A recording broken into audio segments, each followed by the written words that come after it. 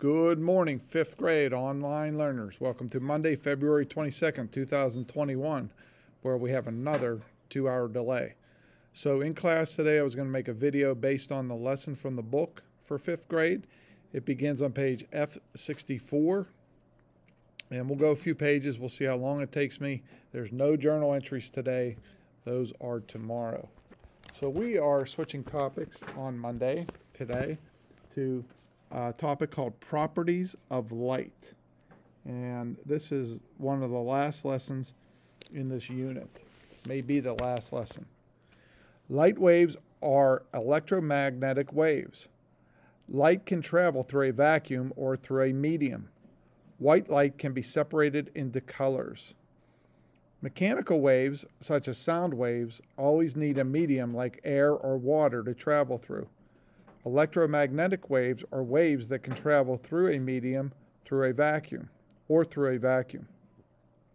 Visible light, radio waves, gamma rays, microwaves, infrared rays, ultraviolet rays, and X-rays are all examples of electromagnetic waves. Together, these waves make up the electromagnetic spectrum, as shown in the chart on the facing page. Different kinds of electromagnetic waves have different frequencies and wavelengths. Remember that wavelength is a distance between the wave's crests. Frequency is the number of wavelengths that pass through a given point per second. In the picture I'm going to show you now, a prism separates white light into different wavelengths of visible light, which correspond to the colors you can see. So that's in reference to that picture at the bottom. White light gets separated into the colors of the rainbow: red, orange, yellow, green, blue, indigo, violet. Visible light is the radiation that humans can see. It is in the middle of the spectrum. Visible light consists of 7 different colors of light, each with its own range of wavelengths. The sun and other stars constantly emit visible light, which is why we can see them. However, they also emit all the other wavelengths of electromagnetic waves. Some of these waves can be harmful to living things. Fortunately, Earth's atmosphere blocks many of the harmful X-rays from the sun. Sunlight reaching the Earth's surface still contains UV radiation. Long exposure to UV radiation has been proven to cause skin cancer. That is why you should wear sunscreen to block UV radiation and protect your skin. Like sound waves, electromagnetic waves interact differently with different materials. Radio waves can travel short distances through most materials. Visible light passes through transparent materials, such as glass, but can be blocked by most other materials. Ozone in Earth's atmosphere absorbs UV rays. X-rays and gamma rays can penetrate most materials, but are stopped or slowed down by thick concrete, lead, or steel. So here's the page I've been reading from in the books on page F65. In reference to the pictures, it says different types of electromagnetic radiation have different properties depending on their wavelengths and frequencies. Different materials will reflect certain wavelengths of light and absorb others. The apple reflects red wavelengths and absorbs other wavelengths. Okay, on the next page, we were actually just learning about this in 4th grade too, so I was a little confused when I saw a similar picture. But I think we reinforce these concepts every year. The one I'm seeing in 4th grade also is the broken pencil, which is not actually broken. Reflection and refraction. Electromagnetic waves behave in different ways when they strike different materials. Sometimes the waves are absorbed. Absorbed light is converted into thermal energy. Other wavelengths may be reflected. Reflection occurs when a wave bounces off a material. Light reflecting from objects is what makes them visible. The metal used to coat the back of a mirror is an example of a material that reflects almost all light that strikes it. When you look at a mirror, you see different wavelengths of light reflected. The image you see is almost like looking at the object itself. Like sound waves, light waves travel in different speeds through different materials.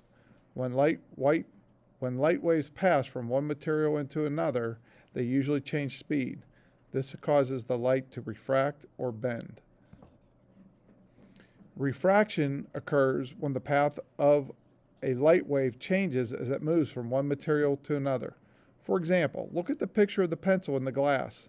The pencil appears to be broken, although it is not. It appears to be broken because light travels through water and glass at different speeds than through air. The light waves refract or bend as they pass from water to glass to air on their way to the lens of the camera that took the picture. How can refraction be put to good use?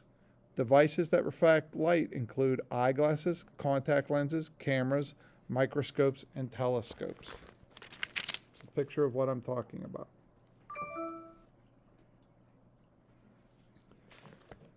Okay, next page. All of these devices use lenses. A lens is a curved piece of clear material, typically glass or plastic, that refracts light in a predictable way. Lenses can refract light to create useful images of an object. There are many kinds of lenses. A convex lens is thicker at the center than on its edges. This type of lens bends the light towards one another. A concave lens is thinner at its center. It bends light waves away from one another. By combining convex and concave lenses in different ways, people can make all sorts of different devices. For example, many telescopes use two convex lenses to make faraway objects look larger. Microscopes use lenses to make small things appear larger. Your eyes also have lenses. In an eye with perfect vision, the lens focuses images onto a structure called the retina. Sometimes images form slightly in front of or behind the retina, and vision is blurry. The remedy is corrective lenses, which bend light rays just enough to focus the image correctly. Hi. Ethan is here and Jake is absent. Ethan, time for you to go, buddy. All right, thanks. So that's the page we're talking about there. And the last page of the lesson. This is it. Fiber optics. Reflection of light lies at the heart of an important technology called fiber optics. In fiber optics, special fibers carry light waves along a flexible cable. The technology has improved communications over telephones and the internet. Doctors use fiber optics to look down a patient's throat and into the stomach.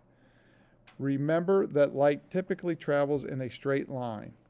How can it follow the looping path of an optical fiber? The answer depends on the property called total internal reflection. When light strikes the inner surface of glass or plastic, it usually passes right through. However, when light strikes a surface at a wide enough angle, it will reflect as if it hits a mirror. Optical fibers use special coatings that reflect light. Light waves continuously reflect off the interior of the fiber as they travel along it. In this way, the fibers can transmit light over long distances.